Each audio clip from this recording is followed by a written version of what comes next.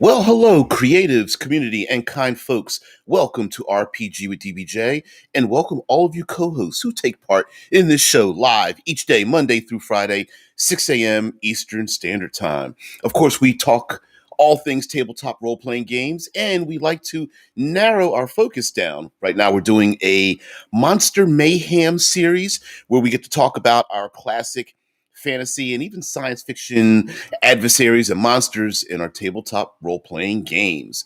And today, uh, another one where we're going to get a little meta in this one, and we're going to take apart our classic monstrous hordes. And I titled the thumbnail "Evil versus Misunderstood." That might be a little bit of a misnomer, but classically in Dungeons and Dragons and fantasy, we've had monstrous races, and a staple of fantasy is to have a monstrous race, looking bestial, humanoid, and they gather together on the outskirts of humanity, and humanity does battle. The goodly races do battle with the evil hordes, and over time, that has basically changed quite a bit for a number of reasons. One, there is the background that a lot of those monstrous races came about through writers and creators that in the past that associated bestiality with, black and brown races from around the world, and they would describe them that way. Secondly, secondly, the like Dead Man points out, like Warcraft with the orcs and humans.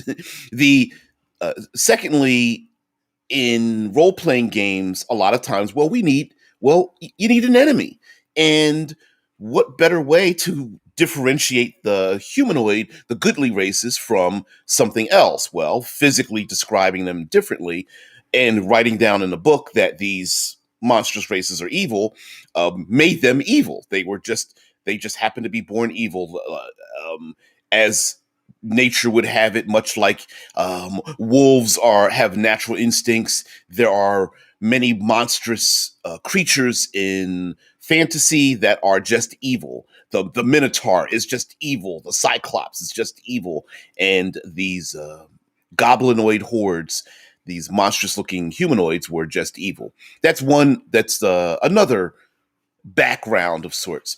But over time, even people that have played the game kind of like to play those monstrous races. They kind of have fun playing them. And so there's always been this weird tension of, like, well, wait a minute.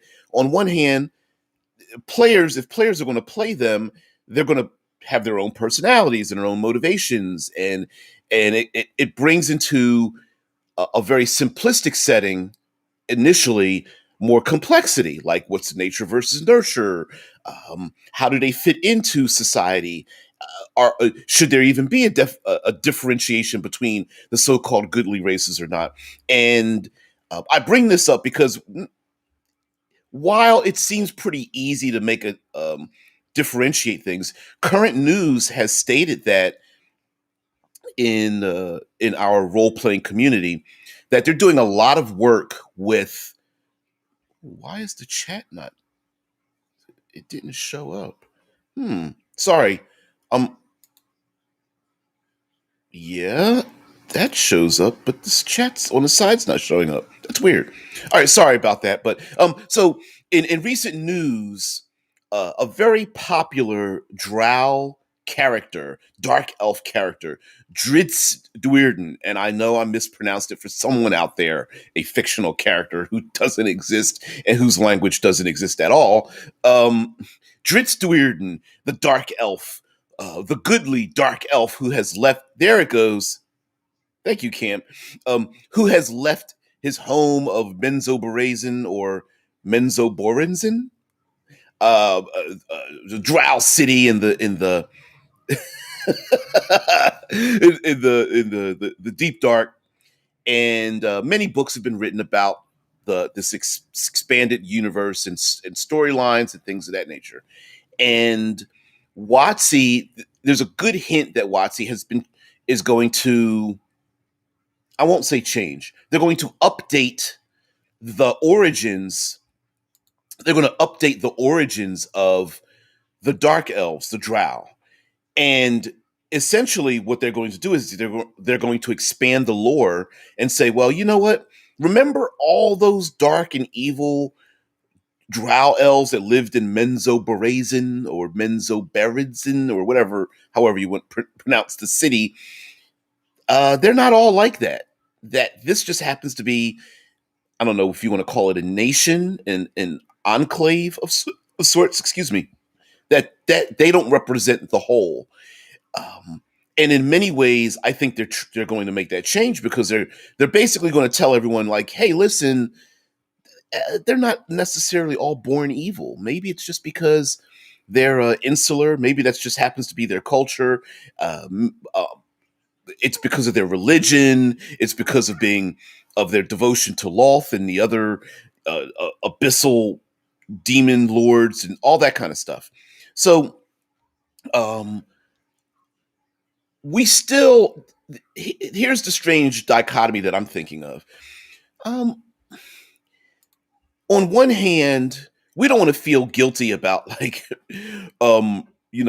murder killing hordes of evil creatures because they're out there because they're hordes and they're evil and whatnot. But on the other hand, like we do have to say, okay, when a player wants to play a bugbear or a kobold or a goblin or an orc and half versions of the last, um, it does make it seem like how do we reconcile the two together? Now, I feel like reconciling the two together is just advanced history, right? Maybe the people in the past have thought one thing, and then when you move forward, now we think something different. Because if you rewind history to any point, uh, any culture around the world at any point in history, somewhere along the line, that culture is going to think someone's else's culture should be wiped out. Those people are evil and bad, and they treat us bad, and we need to hurt them. Now, mind you, it doesn't matter that those things can go back and forth, right? Like, when settlers went down into South Africa, I'm sure the Africans down there were like, "F these people." But then when the settlers that got there and the next generation grew up and they were being attacked by Africans, they're going like, wait a minute, why are you attacking us? We didn't do anything. So there's always going to be the back and forth of like of in society of I'm the I'm the goodly people. Those people over there are the badly people. I don't know if that's a terrible descriptor, but sure. Wayne says, wouldn't that wipe out the history of why drow are drow and no longer elves? Not necessarily. If if they were cast out and thrown into the Underdark, they could still develop whatever kind of cultural norms at all, right? Like just because it would be like saying it's the idea of the reason why they were cast out may be one thing. How they are now might be something different.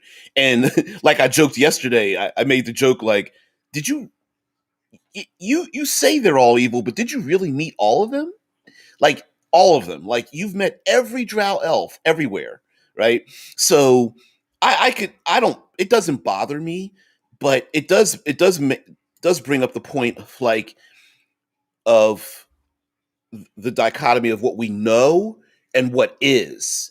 And I like the idea. I know no one is going to follow along the way I think, but I like the idea that the so-called goodly races are on one side and the evil hordes on the other side, and then realize that both sides are wrong, even though they've held that. When you have races that are very old and you have long legacy of things that for 10, 20, 30 generations, people have been thinking this, but maybe they're wrong. Maybe we've all been wrong. The a sign of intelligence is recontextualizing what you know when you have new evidence, and Maybe there's just new evidence. Maybe these other drow cultures were like, F them, F those other drow. I don't want to be associated with them. That's a very common thing to do, right? Like, the other bugbear tribes out there or something, like, we're not anything like those other bugbears that make us look bad. And because everyone else thinks we're like them, how about we just separate ourselves from the world as much as possible, right? Cameron says there were already examples of non-evil drow in the War of the Spider Queen series. Yep, absolutely. And again, here's where like stereotyping comes in, because the assumption already is going to be, when they do this change, because we've already seen this changes in other places, but the assumption is going to be, why aren't they evil, right? Not what are they like, and let's figure out what they're like. It's, well, why aren't they evil? It's the same thing with kobolds and bugbears and orcs and hobgoblins. It's like, well, why aren't they bestial, evil rating or something like that? Now, of course, long before WotC embraced the idea that maybe they're not all, not talking about dark elves, I'm talking about the goblinoid hordes, that they're not all evil. We've already seen that. We go back to Dead Man's uh, we go back to Dead Man's comment about Warcraft with orcs versus the humans, right? There are many reasons why, A, we all see ourselves as the hero, and B, why two or more cultures would come into conflict with each other. But I would deign to say, like, maybe we should just start thinking of things as culture rather than race, since in fantasy, race does exist, even though in human cultures they don't. But maybe it just so happens that anyone from one way of reconciling this would be that, let's say, I'm going to have to come up with a dumb name, the Black Ridge Mountains. So on one hand, we could just say, well, the orcs that live up in the Black Ridge Mountains, they're pretty brutal. But we can also just say, well, if maybe the culture in the Black Ridge Mountains is that way, so anybody who's raised within the culture of the people that live in the Black Ridge Mountains becomes this way. So whether they're dwarves or elves or tiefling, or it doesn't matter, maybe all of them have a similar culture, and that culture is, I don't know, cannibalistic, and they like to raid over the tribes of the free peoples. But then why is it that we don't see very often, oh, I don't know, evil raids of high elves, or the bestial raids of the halflings, or the dwarves that storm through the kingdoms, and out of their five kings mountains, and walk down into the other goodly races, and the dwarves just are, I mean, they're slavers and all that kind of stuff. Maybe we should start adding that in, and adding those concepts. Maybe the orc hordes are allied with, maybe there isn't an ally, maybe just all the people from the Black Ridge Mountains are a confluence of many different types of racial types, both player choice and not player choice, all mixed together. So you might see, instead of them all being orcs, maybe there's like, oh, it's like 60% orc, we got 3% elves, we got 7% dwarves, maybe there's a whole bunch of like half races mixed in there, that kind of thing. So yeah. um, let's see. Gribel says Eldrith Velura were an elven supremacy group in Forgotten Realms. They hunted half elves, humans, especially half elves. Yeah, and exactly right. Like, I think there's space, while we do want to be. We are in an age of sensitivity, and I have no problem with it.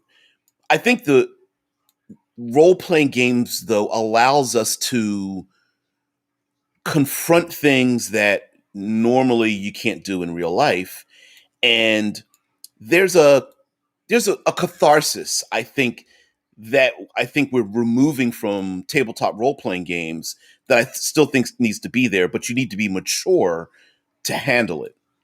Okay. So I feel like elven races that want to hunt down half elves because of the purity of the race, that, the human lands don't like the hobgoblins because they're bestial and they're whatever. I think having cultures that believe those things to be true is not a problem, but you need to have catharsis on the tail end of that.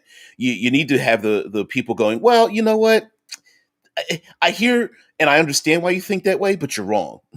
And here's how we're going to do it, because it's weird how we as players in role playing games want to have we want to make up a whole rainbow coalition. Like, I want to be Dragonborn. I'm going to play Drow. I'm going to be a half something. And then you got this motley crew of heroes, which is great. Nothing wrong with that. And then, yet, on the other hand, we want to accept the fact that despite the motley crew, all the other people who are related to that motley crew are, well, the monster manual says they're evil, so okay. And then not have the player characters treated the way the players want to treat everything else in the game, right? Like, it's like, well, the monster manual says the orcs are chaotic evil, so they are.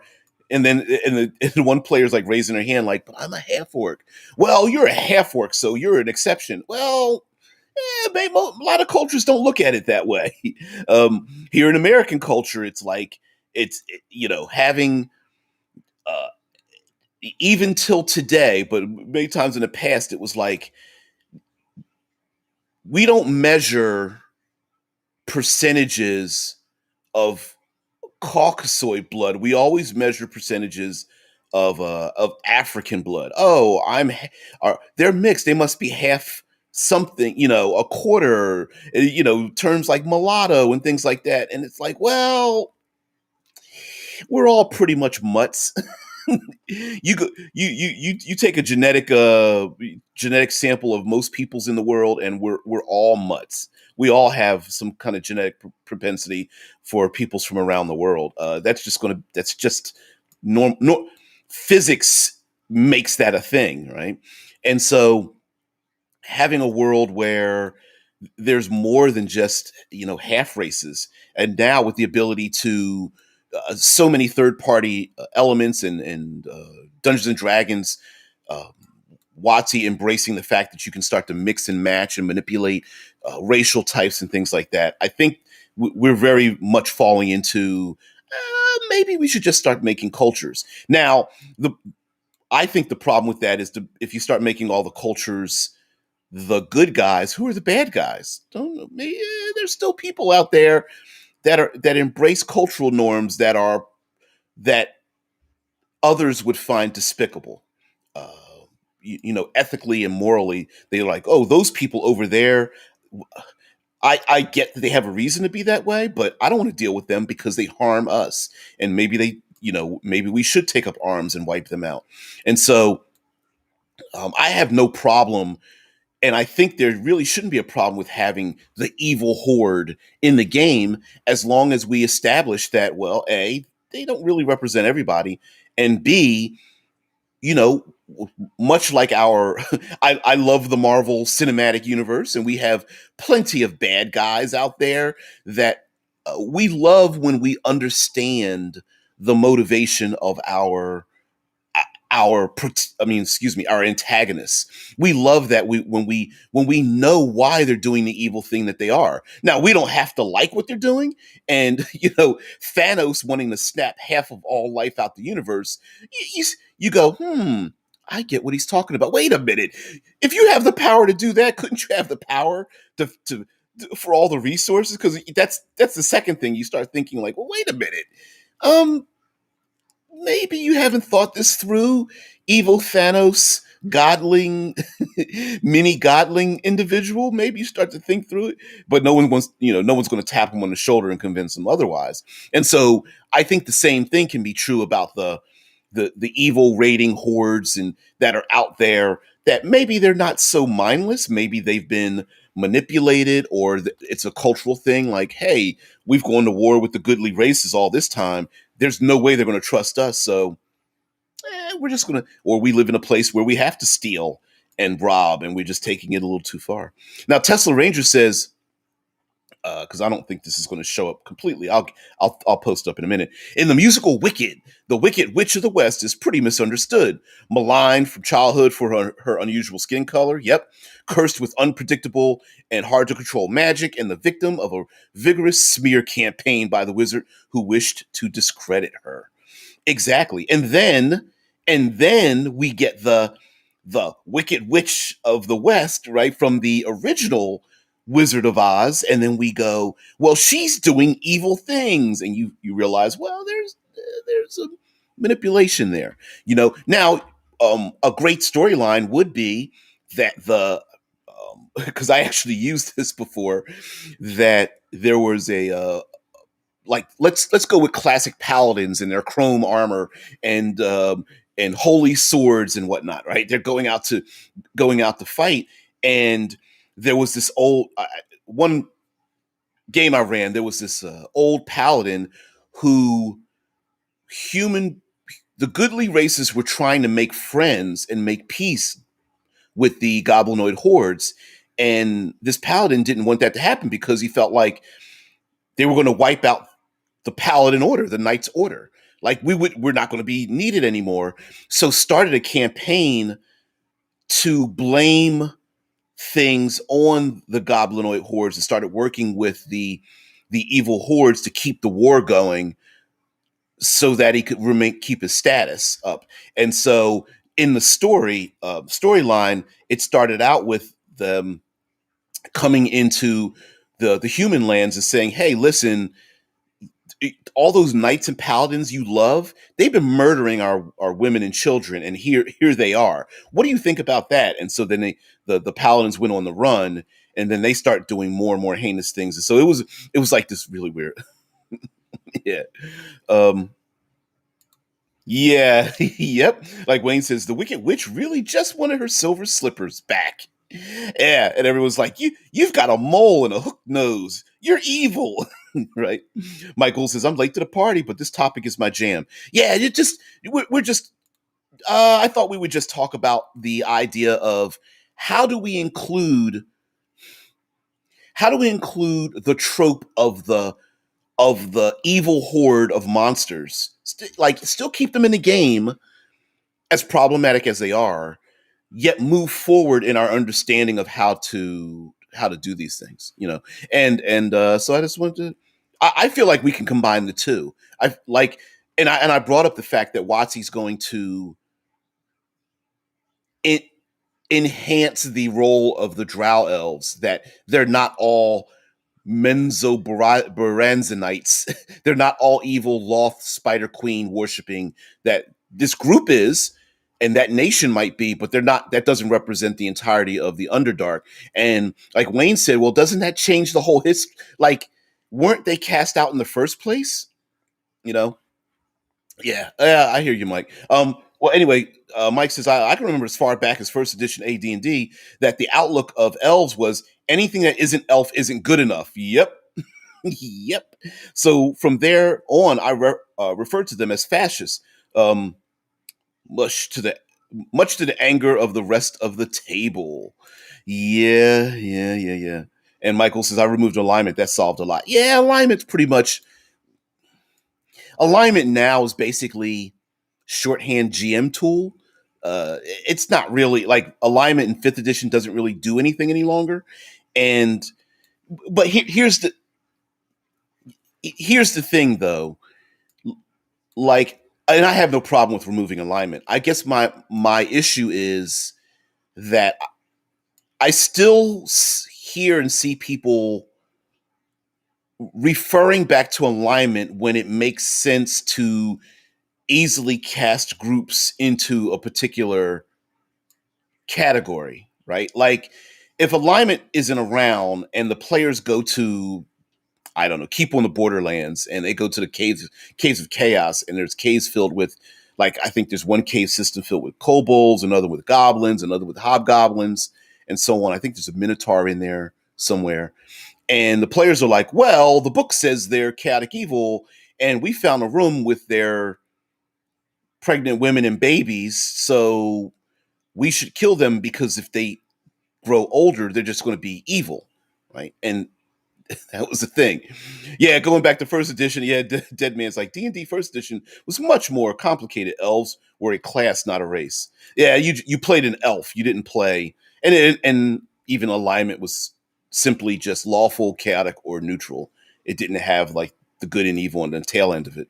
But even so, it still brings up the fact like it's so weird because players will like, hey, I want to play a goblin because you get all the cool stuff that goblins get, and yet still it's like, well, if there's a goblin running around a major city, for the most part, unless the city is pretty corrupt, they're not going to accept if society thinks that goblins are evil and you've got a goblin running around, then you're going to have to do a lot of explaining. And a lot of players are not going to want to go through that. They don't want people throwing rotted fruit at their dragonborn because they're born from dragons because, well, dragons are evil. And then you have the thing of, because I can see players raising their hands like, well, not all dragons are evil. It's like, well, what does the average person think? Right? Not what's in the alignment, not what's on the character sheet, but what does society think about this?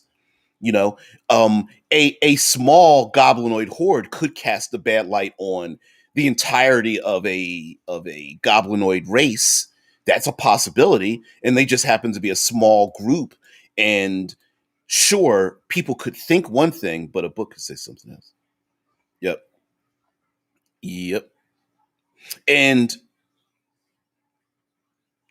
again, we often don't see. I mean, I'm not saying this is a truism of everything, but like where are the evil halflings and the evil gnomes and the evil dwarves? And I'm not talking Surf Neblin and what's the oh the evil my brain just what are the evil dwarves? The evil gnomes are the Sifneblin. The evil dwarves are there it is, Dwygar. I think that's how they try to pronounce it. I wish they didn't put out a pronunciation guide. Dwygar, the Darrow. That's it. There's another one, the Darrow. I'm not talking about that because if you notice, as I do a big eye roll, um, all the evil races are dark. Thanks a lot, subterranean race descriptors. Dark elves, the dark gnomes, the dark, yeah, right. It's like all that. I know that channel. Yeah, Mike Gould says, and yes, thanks to AJ Pickett, I know the lore of Loth's Fall.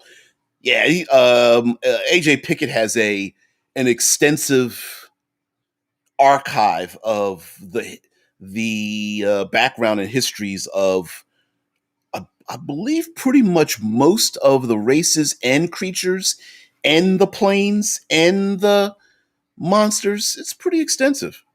Uh, Wayne says alignment is a loose guideline to help you make choices for the PC, like the movie role you're playing. So, like, i.e., a neutral evil or chaotic neutral would be less likely to do a completely altruistic act. It guides how the PC goes about.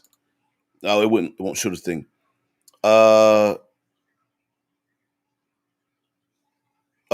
basically goes about performing their actions. Right. It's always been a guideline. I think people just take it too far.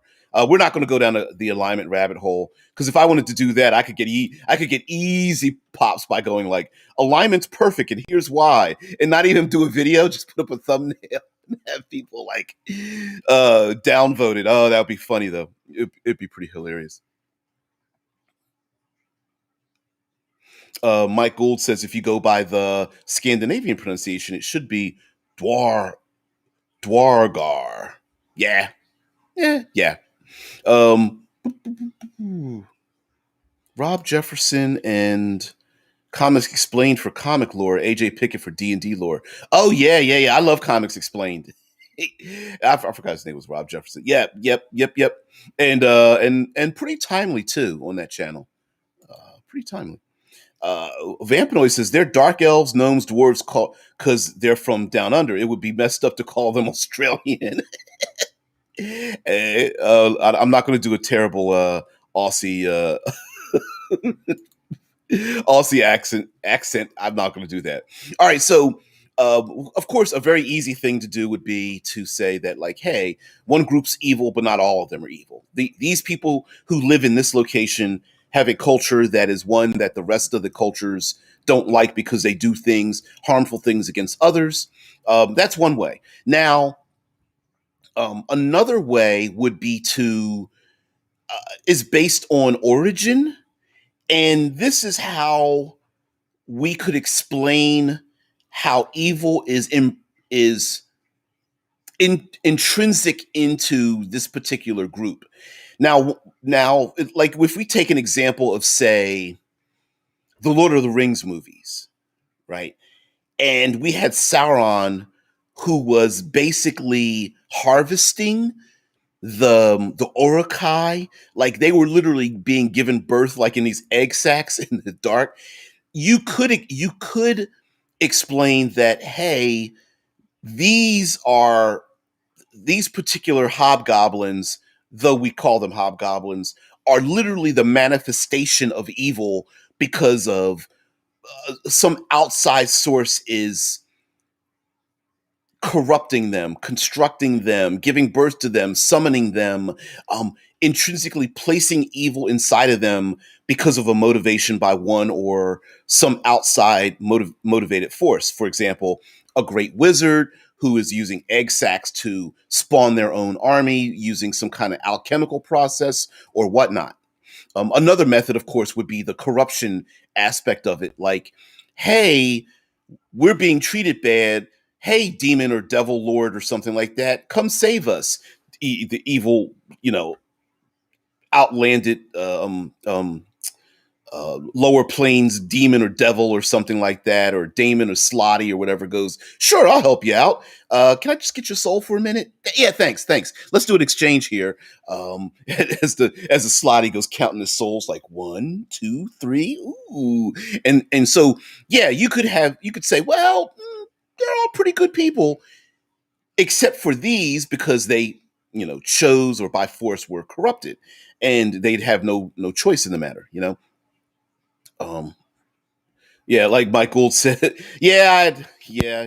Like, wouldn't subterranean species be white though? No sun equals no melanin. Yeah. That. Well, realism isn't necessarily a thing that needs to be in fantasy, but it's like, it, wouldn't couldn't we at least pick a couple of those races to be pale white? Like, why wouldn't that be a thing? But mm, well, like Tesla Ranger says, I don't play villains. I play very interesting people. Alan Rickman. Yep. Rest in peace. And he's played some great characters. Of course, Die Hard, but yeah, most villains are pretty interesting people if you play them as such. Like Dead Man says, or they could be dark as camouflage. All of them? All of them? That's a little bit all of them. Yeah, like then I agree with like my goals. Like, yeah, then wouldn't yeah, then they'd be gray and brown or what's it called? Molted, like earth toned or marbled, or maybe some moss on their back, like a mossy like fungal thing or something like that. Yeah. Yep. Wayne says the old lawful good is not lawful stupid argument. Once an article in Dragon Magazine comes to mind, probably not relevant. Well, it's relevant for the alignment argument about people that just use. I've never found anything wrong with alignment ever. It's just people. We have too many horror stories of game masters and players using it as a tool to rationalize terrible behavior and uh, simple mindsets. And so a lot of us want to throw it out because it just it does away with the thing that because for some reason it it brings out the worst in people for some reason, and so a lot of us are just like screw that, F it. Yep, I absolutely agree with you. Why isn't my chat? That is really weird. You guys, I'm seeing posts. Sorry about that, co-host, but I'm seeing things pop up in the chat, but it's not appearing. It's appearing on one side, but I can't highlight the comment because it's not appearing on the other side. That's really weird. All right, but so I apologize for not being able to highlight your comments there. Um, you guys arguing over melanin and melatonin and whatnot. Surf Neblin and Dwygar are gray, which sort of makes sense. Yeah. Tesla says instead of lawful chaotic, make it altruistic and selfish. That's splitting hairs though, right? Like I've always felt that splits hairs where it's like, oh, why don't we uh, I mean, sometimes it's necessary, but it's like it's really weird how we are we're too smart for ourselves because we get caught up in the context of a thing instead of the thing itself. You know, it's like what's the term? A rose by any other name is still a rose. We start getting in arguments because we call the rose something different, but we all know what it is. It's just a word. It's not anything other than a word. Um, but I will say that the there is a way. I mean, we've seen plenty of times in intellectual properties where we can both have relatively, you know, empathetic feelings for people and still want to eliminate them. Right? I know that sounds like a strange wording, but what I mean is you've seen plenty of stories where, for example, going away a little bit from the orc hordes, the goblinoid hordes, we've seen where someone is infected. Well, zombie stories, lycanthropic stories, where a people do have something intrinsically that makes them violent or bestial or something, not due to their own choice, but due to some outside source. And the heroes know that they have to put those people down even though they don't want to, right? Like, hey, I have a lot of zombie stories are very common for this, where someone gets bitten, they know they're starting to change, and everyone's like, "Well, you need to kill them before they transform because we can't have them in our society." Yet everyone's like crying before they do it. So on one hand, there is an empathetic part of it. Hey, we don't want this person to be bestial and and cannibalistic, or whatever. But on the other hand, we still have to put them down. So on a in a micro setting, like not for example, maybe in your world, and again, you may want to remove this as a player choice, but maybe in your world, all hobgoblins are created from an infection or a disease or a curse or something that makes them that way. Maybe it is a byproduct of performing so many evil acts that there is a physical transformation. Star Wars is a good example of this. If you ever notice in Star Wars, the more inhumane you act, the more inhuman you become, turning into like a bit of a cyborg. It's a physical representation of the behaviors of the individuals. And if they go too far, and a lot of times, even I'm going to call them NPCs in the Star Wars universe, a lot of them, when you see like cybernetic implants and strange masks and tubes sticking out of their bodies, and, one limpy, lame cybernetic leg or something like that, you'll notice that there is a physical representation of the dark things that they've done, and so maybe there's something like that in this world. Um, yeah, my did it come up? Yay! Okay, finally. kind of showed up, I guess. Michael says, once I removed alignment, it became about what behaviors and perceptions are normalized in cultures. It gave the world depth. Exactly, and mind you, I know some people have a problem with this, but maybe we need to use just a couple more brain cells and go, well, why are the villages being besieged by the goblinoid hordes that live on the Black Ridge? Right? Maybe, we've seen this plenty of times. Maybe that red dragon that lives up on the ridge is kicking them out, and now they have nowhere to go. Maybe we should come up with a reason why they're that way. Maybe there's been a generational gap where in the past they were being slaughtered, and this might be 3, 4, 5 generations ago from a human standpoint, and now they're taking it out on the goodly people. And the people are like, hey, we didn't do that. But they're like, well, we've had this animosity with you guys for generations, and we're going to continue to do this because you kicked us out of our lands. You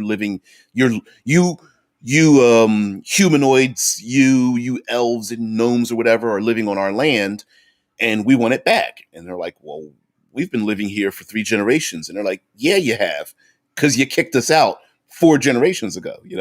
Michael says players then started seeing hobgoblins and orcs as people. Still, they might be people with intentions that are harmful, but it was less about what they were and more about politics and resources. I can't agree with you more about that. And again, does that mean we're going to have to burn a few more brain cells to, I don't want to say rationalize, but to create in our world why they are the way they are, and not to cast a light over all of them? Sure, but why not? Why not use the extra brain cells to do a thing?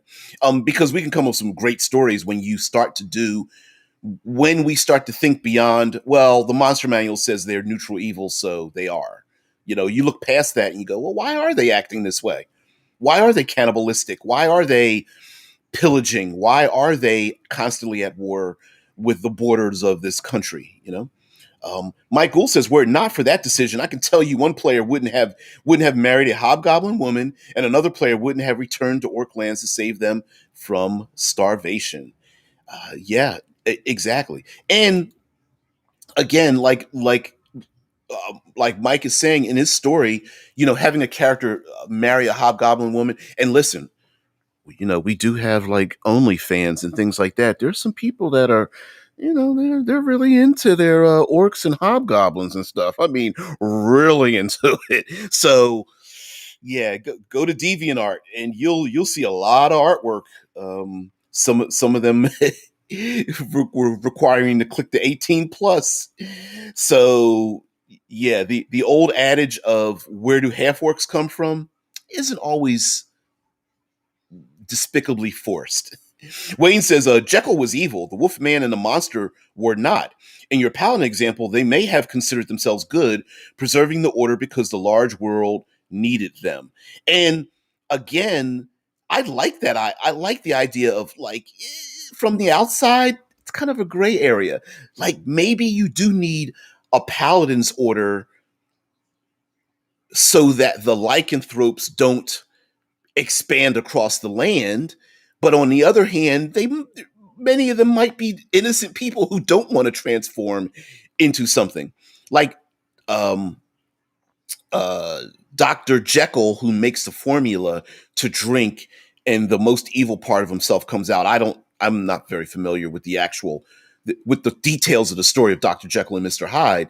But if Dr. Jekyll was a nice person that was being beat upon and treated badly, and being bullied, and then made a formula to get back at those people, and then drank the formula, and Mr. Hyde becomes a serial killer, it's like, I get it, Mr. Hyde. I get it, Dr. Jekyll, but Mr. Hyde's pretty bad, and the fact that you can't stop this, we're still going to have to put you down. Now, I'm not suggesting that every single story.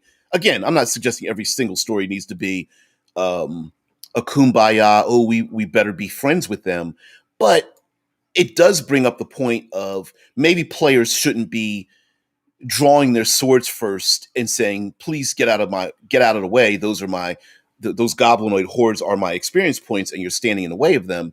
Maybe it turns the players into the bad guys for doing what they're doing when the players come upon the the pregnant goblinoids and their babies, and one player's like, well, the book says they're evil, so whatever. You know, yeah. This Deadman says Mr. Hyde was a narcissist. Okay, all right. Even so, right? Even so, people. It's not like the Dr. Jekyll, Mr. Hyde story represents every mad scientist. Although we do tend to have mad scientists that are kind of narcissists. That's kind of a trope. Um, oh man, Mike says the idea of law versus chaos has been interpreted as civilization versus nature. Humanity might feel they are saving people from the wilds, but elves would rather not be tamed. Thank you very much. Yep, yep. Some people. Well, it's the not to get too. I'm not going to get too political, but there is the idea of colonialism.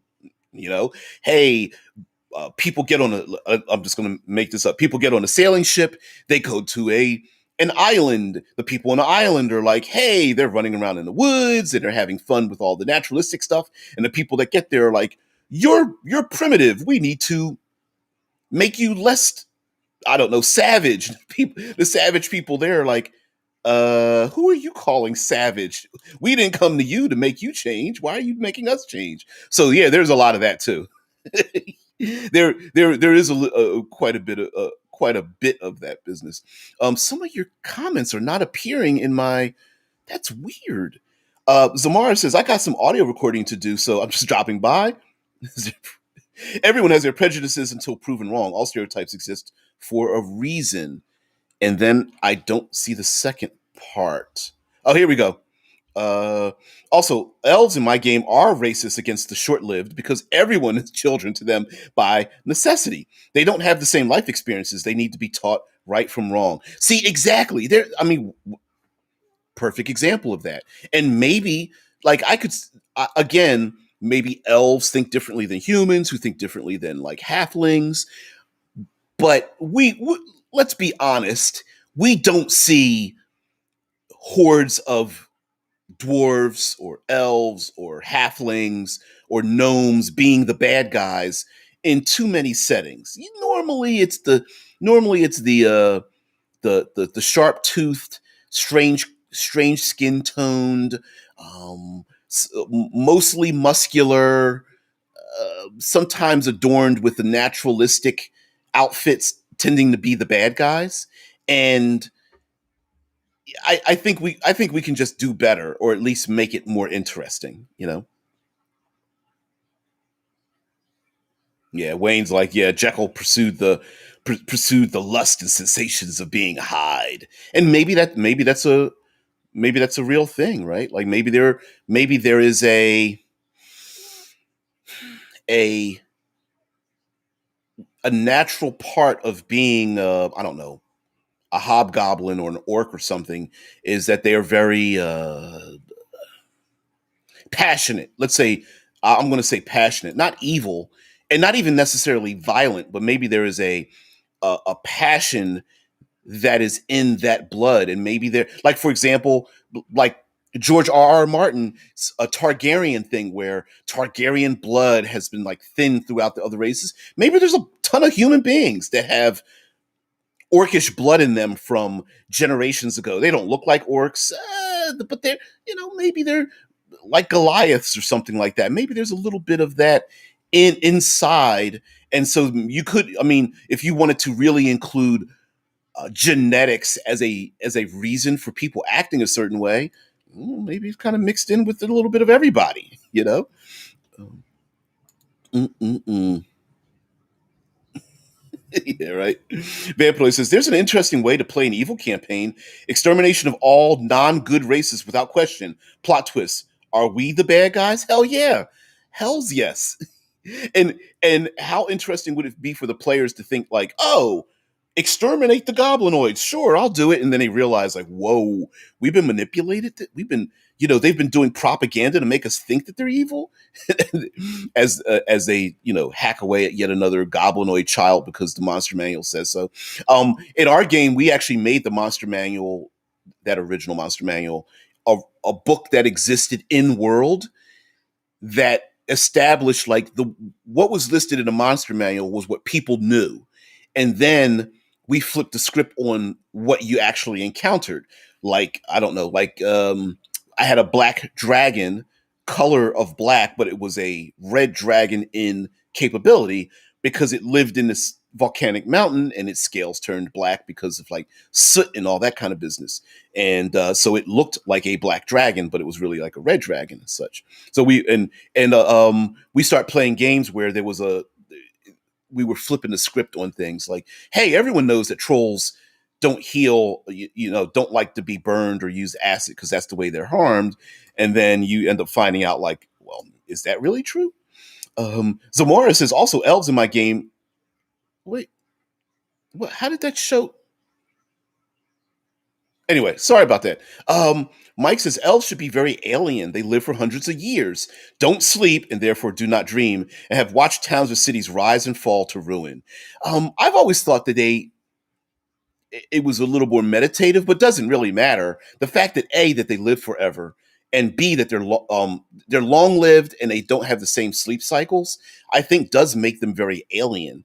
And and also, how easy would it if you lived 5 times longer than another race and you had a misconception or predetermined notion, it's pretty easy for you to hold on to that while the people who only while 5 generations have passed for them to change. We all know that as when the next generation comes up, they can very easily think differently than the generation prior to that. Much like I get a kick out of listening to people who first time is like watching a movie or hearing music or something, and from their point of view it's like, oh, that old movie from the 90s, and I'm sitting there raising my fist like, you young people, because I'm going, yeah, that's not where that came from, because that thing that you thought was brand new and the thing you think is old in the 90s is actually a remake of something that I know that came about in the 70s, which probably was a remake of something that happened prior to that, you know? I find it pretty hilarious when someone's like watching a movie or a cartoon or something. They're like, that reminds me of this anime I saw. And I'm going, actually, it came out long before that, you know? Oh, man. Yeah, I hear you, Mike. Mike's like, not sleeping? Who does that? Oh, yeah, elves, right. Yeah, they don't, which is pretty. I don't know. That would be pretty freaky to have an elf just like standing over your bed, just watching you. Michael says, elves, giants, and dragons would see humanity like pets. We live for a short time, are very emotional about everything, and die like mayflies. Sure do. Oh, yeah. Oh, yeah. And that, again, why are there goblinoid hordes? Maybe they have such a high turnover rate. I'm presuming that they probably die from outside causes, maybe more any culture that is under a lot of trauma is going to die from outside sources far faster than they would from like old age.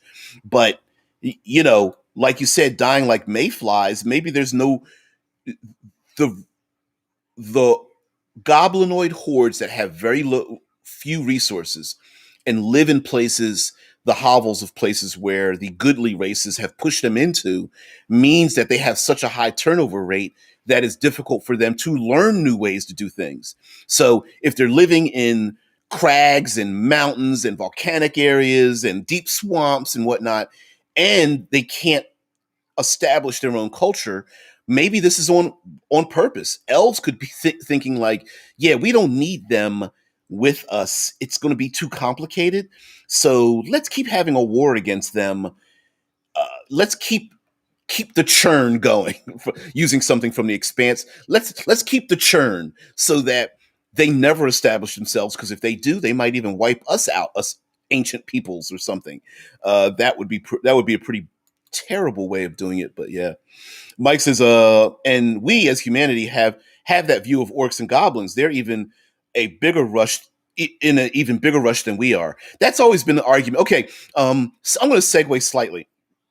So I've heard the argument that why don't elves in game, why aren't they naturally better at things than short-lived races? Like, why don't they automatically and I've heard this argument before, especially with new players. Like, well, I should have my skills should be higher ranked than as an elf because I'm 600 years old than a 30-year-old human.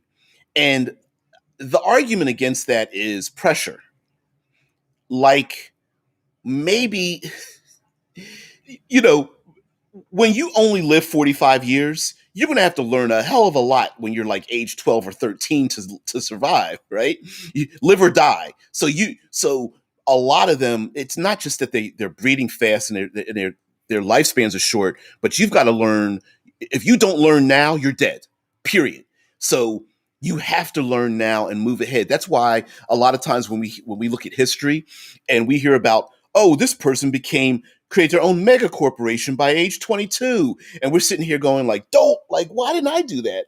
But I think it has to do with lifespan. If your lifespan is longer, you have less pressure to complete a thing in a very short amount of time. And so I think like an elf archer might be like, like young elf children are like, we're going to learn archery. And the elf instructor is like, take this arrow. I want you to look at this arrow and study this arrow. Come back to me after 3 months. Yes, teacher. Whereas the human is like, you better grab those 30 arrows and start shooting because I'm going to smack you in the back of the head. You don't hit the mark, right? 1, 2, 3. I missed. Smack. You know, you want to eat? Better take those arrows, get out there and go shoot something. I think it's like that. Mm-mm-mm. All right. Anyway, sorry about that. Wayne, one of our many co-hosts, says, like us, if asked in a general speaking sense, I think most might say humans are intelligent, basically good. And then you read all of history. Would that balance out? So, yeah, yeah. If you really think about it, if you ask most people, and one on one, if you just speak to people, you go, they're pretty good people. And I mean in general, like if you I've spoken to plenty of people generally, and they're pretty polite, and most of them polite. I think some of them are calling me things under their breath, but whatever. I've been around those people who like don't speak back, but they're few and far between. Most people are good. Most people are like, hey, you go first. No, you go ahead. But if you take a look at our at human history, it's brutal, man. It is crazy brutal. Oh man. I definitely agree with you, Wayne. I don't know. I think if a intergalactic species was like, we're going to judge you, and all the humans, all of us human beings are like, we're good, and they're like, we've been reading a lot of your books and your history. Yeah, no. Michael says the short lifespan of orcs is the reason I made my orcs have no written language. Their spoken language has very few words. Context changes the meaning of a word. I have that as a written document, by the way. I love that. I love that idea. Language and changing how things are done. I mean, I agree, like sorry, a non-ver, where did my brain just go? Having a culture that doesn't have a specific written language, but does it by verbalism and, um, what's another term for it? Being taught firsthand, being shown things, and being taught things in real time, I think is a great way to, like, through storytelling and music and basically firsthand knowledge. I think is a great way to transfer information. I think that's probably a pretty accurate way of how these short-lived goblinoid races would do things. And a good reason how maybe some of that information, like the telephone game, how you speak into one person's ear, the person next to you has three apples, and and when it goes around, you goes around a room with 100 people, it turns into something different. I could see that being a very common thing happening, not by choice, but just by virtue of accident. Vampanoid says elf homework. Biggie released Ready to Die when he was 21 years old. Are you ready to die? Ponder that for 21 years. Yeah, elf homework. Yeah. Ponder that for 21 years. Come back when you're done. While the humans are like running through the woods like, I'm not going to eat today if I don't kill that deer, you know? Mm-mm-mm. Self-proclaimed proud Ashanti. Ah, okay, okay. Is that what it? No, a shot, a sheet. I don't. I think I'm taking the in context of that wrong. I apologize to that for that. I think I took that incorrectly. Vampanoy says that orc language thing reminds me of the Office bit where Kevin doesn't use many words because they waste time.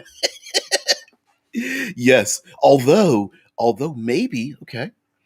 What if orcs were the original uh, psychic masters because they speak to each other through mental links because it's just easier to transfer information, and the powerful elves never achieved psychic awareness because they never needed to, because they could take as long as they needed to take to speak their flowery flowery language or something like that. That would be pretty interesting. Like the elves are like jealous and a little bit scared. Oh, asshat. Self-proclaimed asshat. I was like, hmm, that's why you guys. That here's a warning to all of you out there. If you become a live streamer, it's pretty easy for your brain to just like fart all the time, and that let's put that in the category of like, what the hell was DBJ thinking? Yeah, that's the horrors of being a live streamer. Asshat, what? Where? Ashanti? Where the hell did I get that from? Sorry about that, guys. Oh, all right. Oh man. Anyway, a great. I'm sure we could go into other deeper things, but I thought we'd just talk about like the whole, because I bring up Goblinoid Hordes all the time as a stereotype all the time, and I do that on purpose, meaning because this is just simple. It's a simple contextual thing to get you guys to understand what I'm trying to refer to, but I also understand that some people don't understand what the problematic nature of it is. And my problematic nature about a thing is that because I understand there are players out there very classically like, why are we changing things? I don't understand. Your inclusion and diversity is screwing up my creativity, which is pretty stupid because no one is telling you to not imagine what you want. But it's like the issue of why are so many why is there a reason to have goodly races and not good races, and the origins of them, and not understanding that there's a problem is the point of why things are being changed. There is a problem with that because it's otherizing people. And like I said, we've got the darker the race, the more likely evil is tends to be a thing in the during the age of the original age of fantasy writing, when Conan was written and Lovecraft was written and things like that. You know, you guys are silly. Hey, Mike. And so I think there is no good reason why we need to have all of the goblinoid races be evil, and there's no good reason for the goodly races to be good, um, all the time, universally. And now there are ways we can do that, much like drow elves classically were the evil elves because they were cast out through some weird, I don't remember the D&D history, meta history that existed and why they were cast down into the Underdark, but they were. And so you could make the claim that, well, all my drow elves are evil because they were corrupted by a godling or something, or many races, like what was it? The dwarves were literally formed out of stone and soil and mud by Mirrodin, something like that, and we're literally formed out of that. And in a fantasy realm, you can have that where a demon literally creates tieflings or something, and it's like, nope, they're all evil because a demon lord said so. I think that's a little simplistic, but you could get away with that if there's some outside force. Other than that, make it a culture. No, all the orcs aren't that way, but this culture of orcs, they sure are. And players can still have empathy and still eliminate things that are creatures and monsters and even societies that are doing evil things. But I think we just use a couple more brain cells, come up with some good reasons why they're doing a thing. I mean, in the Black Panther movie, every when I hear people are just like, Killmonger's right, and I'm going, yeah, but he is a pretty bad person. He did some pretty horrible things, and people look past that part, you know. So yeah, Killmonger had a point, but he also needed to be put down. Sorry. Yeah, no, there's no good reason for Killmonger. Some people were like, bring Killmonger back. Maybe he survived and he could be the next Black Panther. And I'm going, yeah, no, you don't want that to happen. Michael says, I cannot remember the philosopher who said, the potential for good and evil exists within all men. All races and species are under this umbrella. And of course, we can play with time, how long they lived, how short they lived, the capacity for good and evil existing in all of them. Like, for example, we maybe in context, the goodly races have always been battling the evil hordes until given the time to learn certain skills. Maybe their life, like you guys mentioned, that they don't have a written language because they don't have time to come up with a written language until they have been moved into civilized society, and you realize, man, these the orc hordes are brilliant and they're smart and they're like they're actually they read like 15 books, and they're like, we just gave you books on Monday. I know it's Tuesday. Come on, give me some more books. Read. It's like, what the hell? Like, wow. If given the opportunity, people can become surprisingly um, dominant in their fields and become what you think they couldn't become if given the opportunity. I can speak plenty to that. If you take a look at like the Red Tails as pilots, the Buffalo Soldiers, the Contraband that I'm a descendant of, like that has existed forever, and still people like to take stereotype certain races as not being um, uh, being lesser than, considering certain races to be lesser than, even if given the chance to prove themselves. Yeah, Wayne's like, Magneto's a pretty rotten character. Yep, with a great motivation, excellent motivation. I love Magneto, and he makes a great villain because he does extremely villainous things. Yep, Mike Gould says the concept of goblinization and Shadowrun really brings this into sharp focus. Yep, absolutely. Strangely enough, Shadowrun kind of does a better job at using goblinization as a trait, not as a mode of thought. So, in a way, Shadowrun actually did a better job. It's really weird. Yeah, exactly. Yeah. Mike's like, you liked Harry when he was a human, but now that he's an orc, you hate him? Exactly. And Harry's kind of the same, except for the what is it, the overbite? No, overbite, underbite, whatever. Yeah, it's the underbite, whatever. But yeah, now that his skin is green and he's got all those really crazy warts or something, now you don't like him, like whatever. And Harry's like, I thought we were going to get a beer.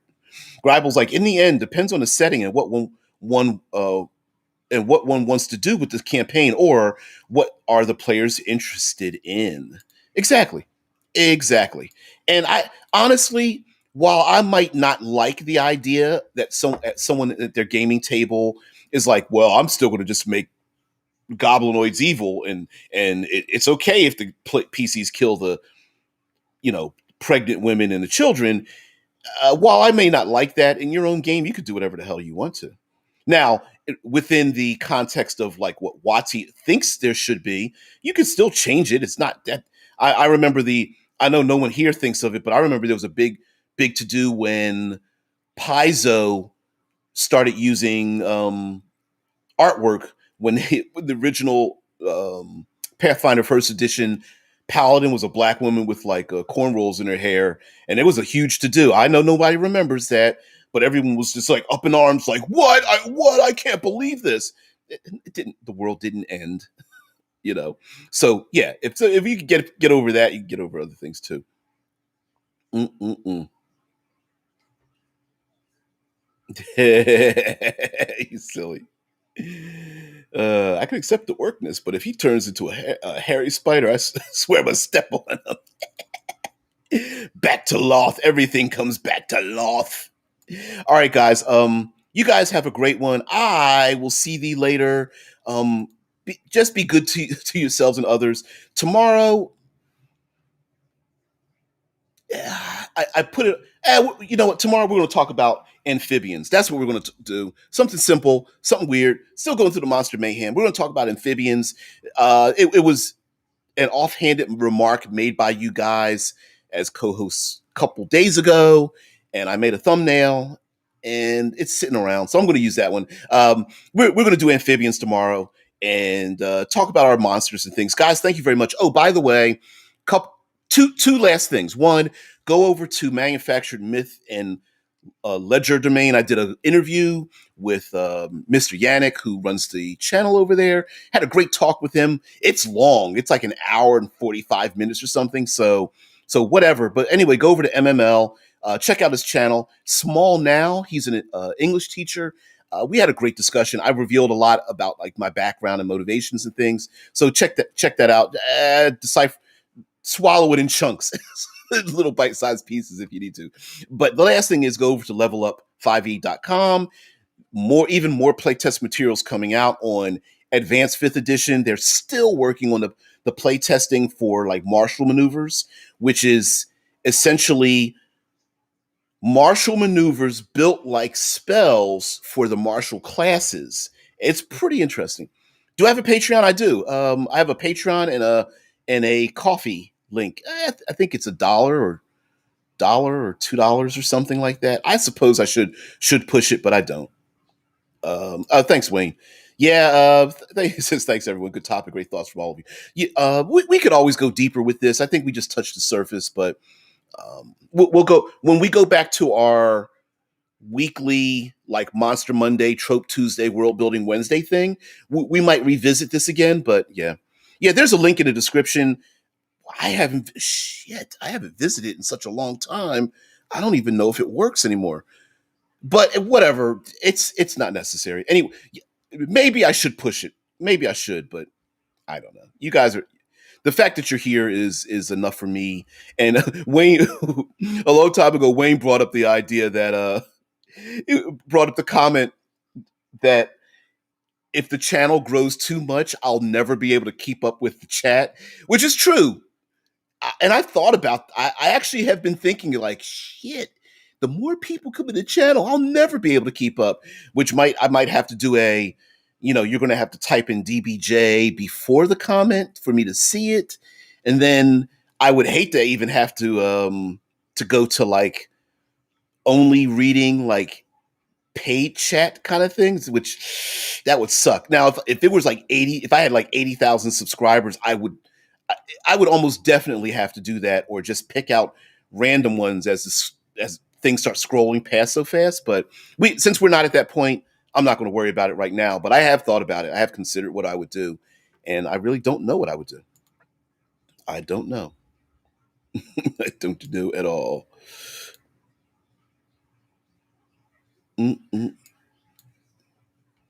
mm-mm-mm. Dritz, the word pronouncing Dritz. Dritz, the word drizzle, cut off before the L and replaced with a hard T.